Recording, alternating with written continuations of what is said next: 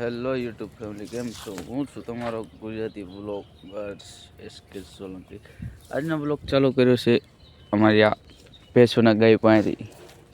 તો આને આપણે લઈ જવાની છે સવારમાં ચરવા. જવું ને ચરવા? હે ચરવા જવું ને?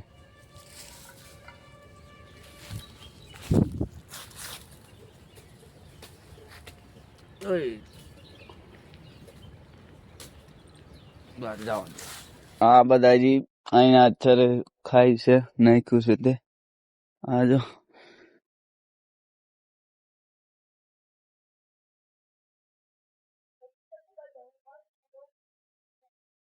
સવારમાં ગોડામાં ચાલુ થઈ ગઈ. આપણે તૈયાર થઈ ગયા છીએ. તો હવે આપણે લઈ જવાના ખેતરમાં. હાલા છે. સવારમાં ખાઈ લીધો તો માવો ખાઈને ફાઇનલી આપણે નાવ બાવો ખાઈને કમ્પ્લીટ થઈ ગયા. હવે આ બેન અહીંયા મૂક્યું છે, બાજુમાં આ ગોડામ છે. બહુ મોટી ગોડામ છે, એની પાછળ એક ગોડામ છે.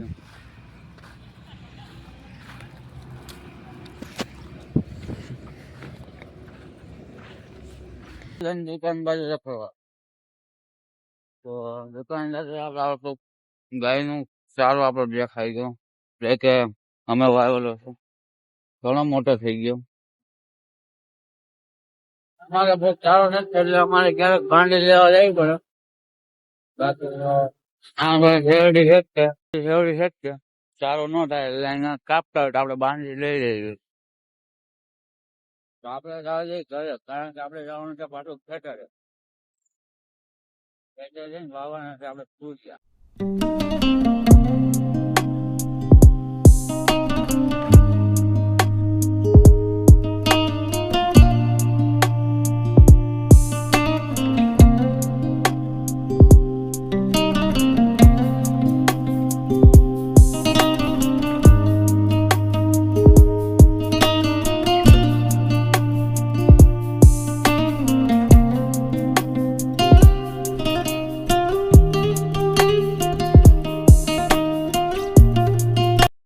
આજે આપણી સ્કૂલ જ્યાં અમે 1 થી 5 નો અભ્યાસ કર્યો છે. હનુમાન દાદાની ડેરી બનાવી. આ બસ સ્ટેશન છે બહુ જૂનું.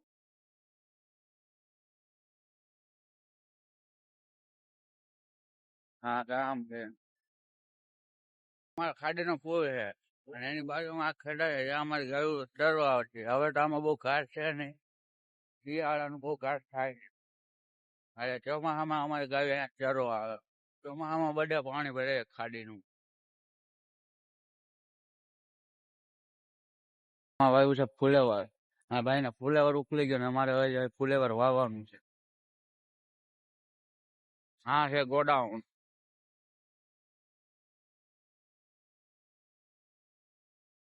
હા છે અમારું ઘર. હા અમારો ટેમ્પો ના રિક્ષા. ઘરની બાજુમાં નાખે છે આ કચરું એટલું પ્રદૂષણ થાય ને, આ હળગાઈ મૂકે એટલે બહુ પ્રદૂષણ થાય. આનો કઈ નિકાલ તો છે નહીં, કારણ કે ગામનું કચરું અહીંયા જ નાખે. પેલા કોઈ નાખતું ને હવે તો નાખવા માંડ્યા છે મારા ગામના સરપંચ. તો આપણે જવા દઈએ હવે ગાડીમાં પેટ્રોલ પુરાવા. હા છે મારા ડોગીભાઈ, જો અહીંયા બે ઉભા. શું કરે? હા બને છે બિલ્ડિંગ. એક ખાતું ત્યાં બની ગયું. હવે અહીંયા ખેતર હતા એમાં બિલ્ડિંગ બનવા માંડ્યા, કારણ કે રિંગ રોડ પર છે એટલે અહીંયા ભાવે બહુ હોય. આવી ગયો આપણો રિંગ રોડ. આપણું તો ન કહેવાય, અહીંયા રિંગ રોડ નીકળે છે એટલે આ રિંગ રોડ આવી ગયો. હવે આપણે જવા દઈએ રિંગ રોડ માથે ગાડી. મારું સપનું છે આવી ગાડી લેવાનું. હવે એ સપનું તો સપનું જ રહી જવાનું, કારણ કે આપણી ઘરની પરિસ્થિતિ તેવી છે કે નહીં. તો આવા સપના પૂરા કરવા બહુ પૈસા જોઈએ. સપના પૂરા કરવા માટે તો બહુ પૈસા જોઈએ. આપણી પરિસ્થિતિ એટલી બધી નબળી છે કે નહીં, તો આપણે સપના પૂરા ન થાય. જોઈએ હવે આપણે આગળ કાંઈક વિચાર, કારણ કે હપ્તે લઈ તો હપ્તા ભરવાના મુશ્કેલ, કારણ કે એટલા બધા હપ્તા આપણે ભરાય નહીં. આપણી પાસે આ જે છે એ બરોબર છે.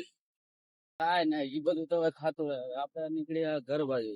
ઘર બાજુ આપણે જવાનું છે, ખબર તો છે આપણે જવાનું ખેતરે. પેટ્રોલ બેટ્રોલ પુરાઈ લીધું. હવે આપણે જવા દઈએ પાછા ઘરે. ઘરેથી જાવ આપણે ખેતરે. ખેતરે જઈને કામ કરશું. ફાઇનલી આવી ગયા આપણે ખેતરે. ખેતરે આવી આપણે પકડાઈ દીધો પાવડો. પાવડો પકડાઈને કે કેરો કરવાનો હશે. આપણે કરી નાખી કેરો. ખબર તો છે આપણું ખેતર છે.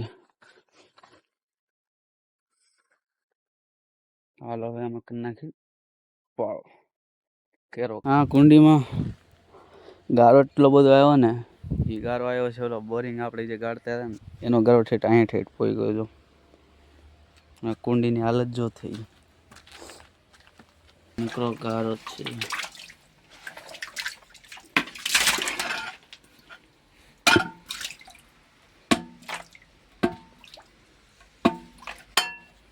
ફોન પડી જાય તો હેરાન થાવ અમે ઊભા થઈ જાય અહીંથી ભાઈ.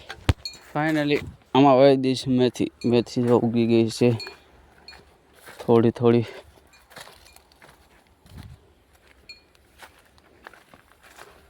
એટલામાં મેથી વાવી દીધી છે. ફાઇનલી આપણે થઈ ગયા ઘર બાજુ હાલતા, કારણ કે ખેતરમાં કઈ કામ હતું નહીં તો આપણે જવા દેવા ઘરે. હવે આપણે મળશું ઘર બાજુ. ઘર બાજુ નીકળતા ને આપણને આવી ગયા ફાટે ગાડી. હવે આવશે અહીંયા ટ્રેન.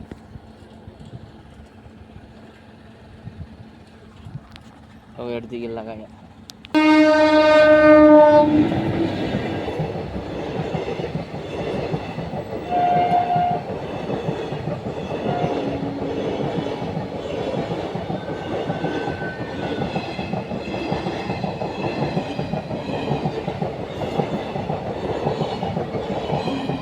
ફાઇનલી 1:30 વાગ્યે આપણે થઈ ગયા ખાઈને પીને નવરા. તો આપણે ખાઈ લઈએ માવો. ખાઈને તો માવો જોશે ભાઈ. માવો બાવો ખાઈને એટલે 4 વાગ્યા આ બધા થઈ ગયા રેડી છૂટવા માટે. છોડવાના જ તમને ભાઈને. હા, છોડવાના જ. ફાઇનલી લઈને આવી ગયા આપણે દૈણેના ખેતરમાં. ખેતરમાં હવે આ ચરશે કે મસ્તી કરશે એ તો આપણને કંઈ ખબર છે નહીં. તો જો આગળ વધે. જો કે ચરવાની તો છે જ નહીં. આ ત્રણે ભેગી થાય એટલે ન ચરે, ભાગ્યા ભાગ જ કરશે. અહીંથી આમ ને અહીંથી આમ ને અહીંથી આમ ને અહીંથી આમ. જોઈ ચરે છે કે નથી ચરતી. જો હાલવા મળી એક. ફાઇનલી 6 વાગે આપણે થઈ ગયા દુકાન બાજુ હાલતા, કારણ કે દવનું દાવાનું છે. કઈ ખાધા વગર તો હાલશે નહીં. તો આપણે જવા દઈએ દુકાને. ફાઇનલી લોટ ને ઉડાડીને થઈ ગયા આપણે ઘર બાજુ પાછા હતા. લોટ દળાઈ ગયો આપણું. જવા દઈએ આપણે ઘર બાજુ. ફાઇનલી અમે અમારા બ્લોગને આ જ એન્ડ કરીએ છીએ. તમને ગમે તો like and subscribe and share કરવાનું ભૂલતા નહીં. બાય.